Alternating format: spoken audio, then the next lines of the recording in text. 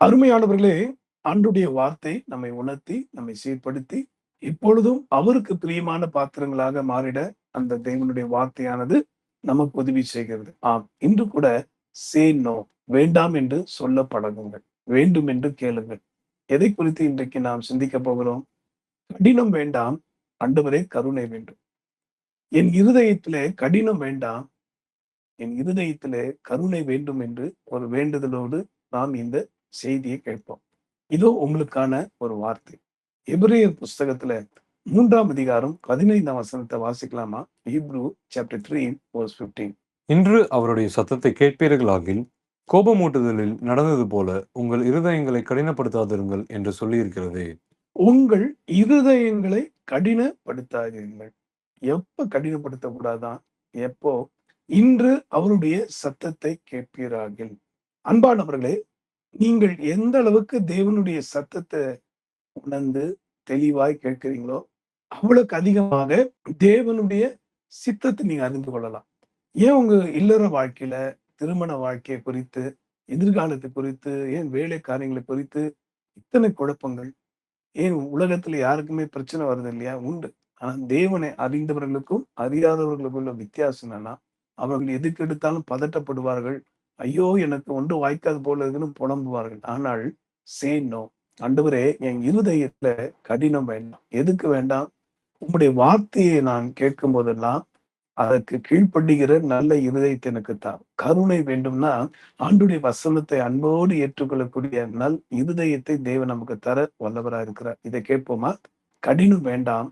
ஆண்டவருடைய உபதேசம் நம்மை நோக்கி வரும்போது, ஆண்டவராக இயேசு கிறிஸ்துவின் அன்பு வார்த்தைகள் நம்மை நோக்கி வரும்போது, மனம் திரும்புவதை குறித்து பேசும்போது, பாவ மன்னிப்பின் நிச்சயத்தை குறித்து பேசும்போது, அவர்தானே நாம் அவருடைய ஊழியத்தை செய்யும்படி அழைக்கும் போது, இந்த திவ்ய சத்தத்தை நீங்கள் இன்று கேட்பீர்களானால் உங்கள் இருதயத்தை கடினப்படுத்தாதீர்கள். அப்போ இப்படிப்பட்ட இருதயத்தை ஆண்டவர் எப்படியா மாற்ற விரும்புறாரு? Say no. சொல்லுங்க, கடினம் வேண்டாம் ஆண்டவரே.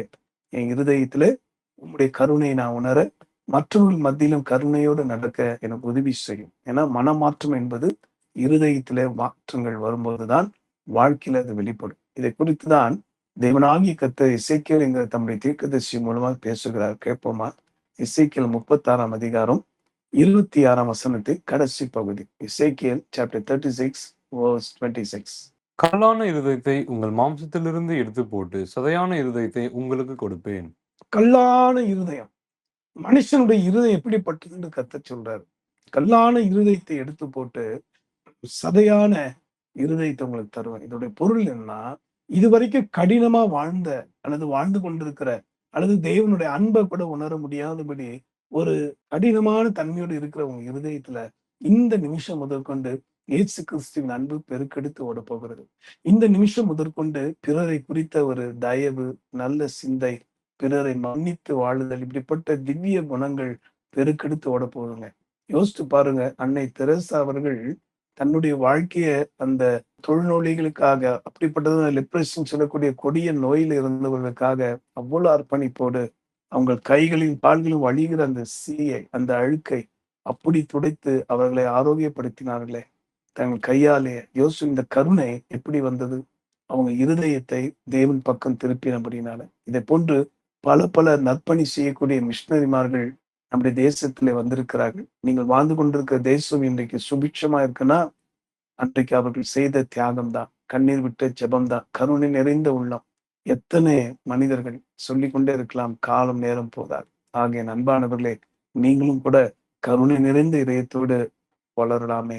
இன்னைக்கு உலகத்தில் காணப்படக்கூடிய அனித்தியமான பொருள், பதவி, பட்டம், பணம், ஆஸ்தி, அந்தஸ்து, இதுதான் வாழ்க்கை என்று சொல்லி அவைகளை அடைந்தே தீர வேண்டும் என்று சொல்லி தங்களுக்கு நியமித்திருக்க நல்ல ஓட்டத்தை கெடுத்து கொள்ளக்கூடிய கடினப்படக்கூடிய மக்கள் ஏராளம். ஆனால் இன்று அவருடைய சத்தத்தை நீங்கள் கேட்கும் பட்சத்துல, இன்றைக்கு உங்களை எதிர்நோக்கி வருகிற இந்த தேவனுடைய நல்ல ஆலோசனையை கேட்டு நீங்க நடப்பீர்களானால், இந்த நிமிஷம் முதற்கொண்டு உங்க இருதயத்துல அந்த தேவனுடைய அன்பு பெருக்கெடுத்து ஓடும். இருதயத்துல அன்பும் கருணையும் மன்னித்தலும் தேவனை குறித்த பயமும் பக்தியும் பெருகும் போது நீங்கள் உங்கள் குடும்பத்துக்கு மட்டுமல்ல, உங்க தேசத்துக்கும், நீங்கள் வாழுகிற எல்லா தேசங்களிலும், போகிற வருகிற எல்லா இடங்களிலும் ஆசீர்வாதமா இருப்பீர்கள். என் அன்பானவர்களே, ஏன் நாம் இன்றைக்கு ஒரு தீர்மானம் எடுக்கக்கூடாது? Let's say no. ஆண்டவரே, கடினம் வேண்டாம், என் இருதயத்திலே கருணையை தாரும் என்று கேட்போமா? இன்றைக்கு கேளுங்கள், ஆண்டவர் உங்களுக்கு கொடுக்க வல்லவராக இருக்கிறார். ஜெபிக்கலாம். சர்வ வல்லவரே, இந்த நாளிலே இந்த வார்த்தை கேட்டு சே நோ, கடினம் வேண்டாம், என் இருதயத்துல கடின இருதய தன்மை வேண்டாம் சுவாமி என்று சொல்லி என்னோடு சேர்ந்து ஜெபிக்கிற யாவருக்கும் கருணை நிறைந்த இதயத்தை தாரும் அப்பா. ஏதோ தன்னோடு பழகக்கூடிய தன்னுடைய மற்ற மனுஷர்கள் மாற்றமல்ல ஆண்டவரே, தன்னை வெறுக்கிறவர்களையும் கூட மன்னித்து வாழக்கூடிய அந்த கருணை உள்ளத்தை தாரும். நோயிலும் வியாதி வேதனையிலும் கவலை துக்கத்திலும் சுவிசேஷத்தின் வெளிச்சம் அறியாமல் இருள் வாடுகிற ஒவ்வொரு மனுஷரும் மேலும் ஆண்டவரே, எங்களுக்கு அந்த கருணை பெருகட்டும் அப்பா. கண்களை திறந்தலும் கருணாமூர்த்தி அல்லவா நீர். மனமிறங்கி இந்த பிள்ளைகளை தொட்டு ஆசீர்வதியும் கிருபை பாராட்டு. ஜீவாதிபதி, ஒவ்வொரு கல்லான இதயத்தையும் நீக்கி சதையான இதயமா நீ மாற்றினருக்கா ஸ்தோத்திரம். இயேசு மூலமா ஜெபிக்கிறோம் நல்ல பிதாவே, ஆமென். இந்த நிமிஷம் முதற்கொண்டு உங்கள் இருதயத்துல இயேசு வந்து விட்டார். அவரே தன்னுடைய அளவில்லாத கருணையினாலும் அன்பினாலும் உங்களை நிரப்புவார். God bless you. கர்த்தருக்கு ஸ்தோத்திரம். இவ்வளவு நேரம் தேவனுடைய வார்த்தையை கேட்ட நீங்க ஆசீர்வதிக்கப்பட்டிருப்பீங்க என்று நம்புகிறோம். யூடியூபில் ஷேர் பண்ணுங்க, சப்ஸ்கிரைப் பண்ணுங்க, பெல் ஐக்கான் மறக்காம கிளிக் பண்ணுங்க. தேங்க்யூ.